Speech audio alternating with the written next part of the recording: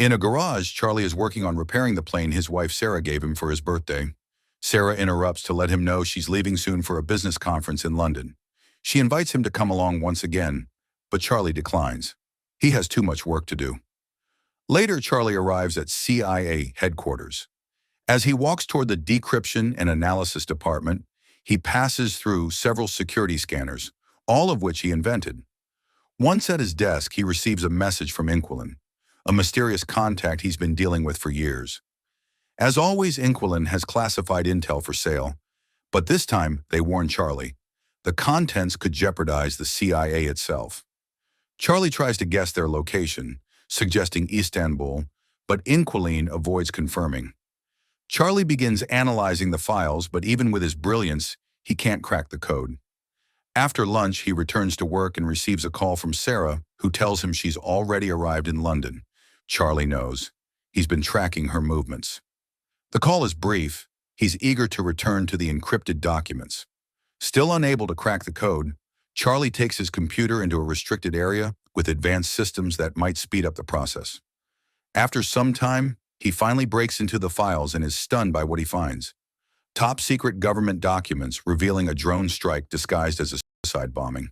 The cover-up operation caused 150 deaths, including French Special Forces and Danish Marines. The mission was led by Chief Moore, Charlie's own boss. That night at home, Charlie calls Sarah, but she doesn't answer, so he leaves a voicemail. The next day, Moore unexpectedly greets him at the office and escorts him to a meeting with O'Brien, the new director. She informs Charlie there was a terrorist attack at a hotel in London, and Sarah was among the victims. Charlie refuses to believe it until Moore turns on the news. The report shows 4 terrorists storming the hotel, taking 4 hostages, and killing 2.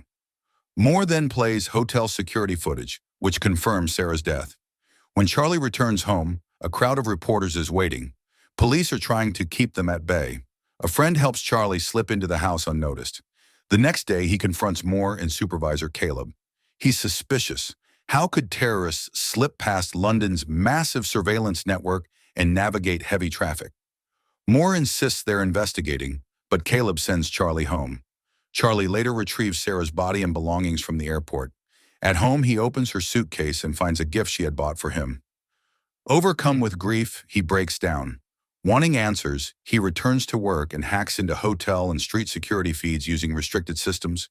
He builds a timeline and presents his findings to his superiors. The 4 terrorists stole a vehicle in East End, entered the hotel through a service area, and wiped out all traces of DNA and fingerprints. They were supposed to meet with impact investments from Indonesia, but something went wrong. An argument broke out, and one of the firm's guards was shot dead while the other was critically injured. The hotel called police immediately. Cornered, the terrorists took hostages, Sarah among them, because she tried to help others escape. Charlie uses voice and facial recognition to identify the attackers. Mishka from Moscow, ex-South African Special Forces soldier Lawrence, mercenary Horst, and former intelligence agent Gretchen. But Moore and Caleb show no surprise. They already knew. They dismiss Charlie and assign him to therapy. The following day, Charlie secretly hides a chip in his ID badge and sneaks it through security undetected. He prints the classified files and uses a skimmer on the printer to create a digital copy. That night, he visits a bar and stares at a jukebox.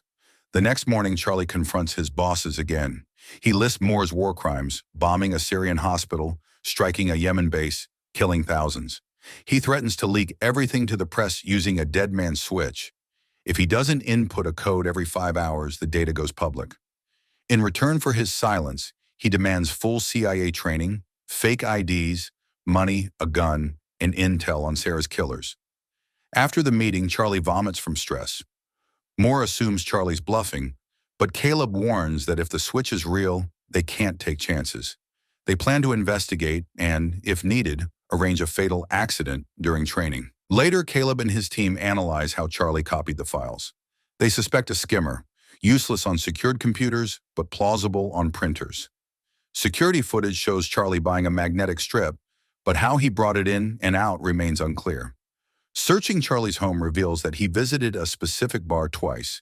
At the bar, they find an ABBA CD under the jukebox. When they play it, only static comes out. They remove the CD, it's Charlie's hidden device. Meanwhile, Charlie begins training at a CIA facility under Colonel Henderson. He struggles with shooting accuracy, but excels in bomb making, impressing his trainer. During identity training, Henderson throws Charlie around while forcing him to repeat his cover details under pressure. Eventually, he receives his new passport. That night, Henderson visits Charlie and tells him he's not a killer. Charlie insists he wants justice. Henderson hands him a gun and asks him to aim at his chest. Charlie's hands tremble uncontrollably. He lowers the weapon. Back at headquarters, analysts finally decrypt the CD and discover the dead man's switch is fake. They alert Moore, but Charlie has already bugged the documents he gave them. Moore calls Henderson to arrest Charlie, but he's already gone. When Moore sees the bug, she speaks to Charlie through it, calling him a traitor. Charlie discards his earpiece and boards a plane. Once in London, Charlie clears customs and heads to Paris. His fake passport alerts the CIA, and Moore sends Henderson after him. In Paris, Charlie rents a room near a restaurant frequented by Gretchen. When she appears, he begins tracking her phone. He stakes out her building and sneaks in when a tenant exits. Using a lock-picking tutorial, he enters Gretchen's apartment, takes pictures of her schedule, and finds a gun, which he keeps. His tracker alerts him. Gretchen is returning. Charlie hides on the stairwell, waiting, but when she arrives, he can't shoot. Disappointed, he returns to his hotel and pretends Sarah is waiting for him. Later, he notices Gretchen frequently visits the hospital. Hacking her medical history, he finds she has severe allergies. The next day, Charlie buys tons of flowers and follows her to the hospital. Disguised as a doctor, he locks her in a testing chamber and floods it with pollen. She panics. Charlie offers to stop. If she tells him where to find Horst, Sarah's killer. She can't speak, so Charlie opens the chamber. Gretchen attacks him. They fight violently. Charlie pulls out a gun, but she escapes. He chases her outside just as she's struck by a car. Shaken, Charlie grabs her phone and flees. At the hotel, he washes off the blood and packs. That night, he takes a bus to Marseille. The CIA soon learns of Gretchen's death.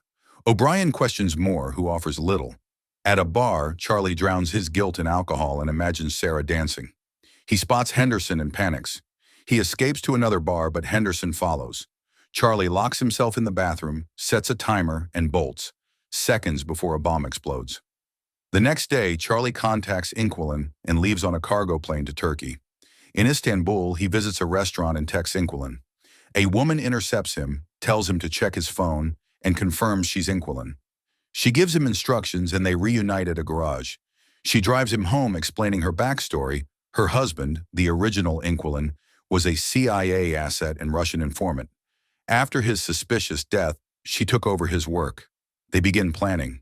Horst hires mercenaries for Moore. Lawrence is an arms dealer. Inquilin volunteers to pose as a seller to reach him. Mishka, who overshares online, is currently in Spain. Facial recognition reveals a woman with him. She's tracked to Instagram. The CIA, meanwhile, monitors the terrorists to find Charlie. O'Brien tells Moore to stop rogue operations. He feigns cooperation. O'Brien later sees photos of Henderson in Spain and sends her own agent. Charlie and Inquilin find Mishka using hotel cameras. Charlie checks in at the same hotel. Mishka enjoys swimming in a rooftop pool that connects two towers. As Henderson closes in, Charlie builds a sabotage device.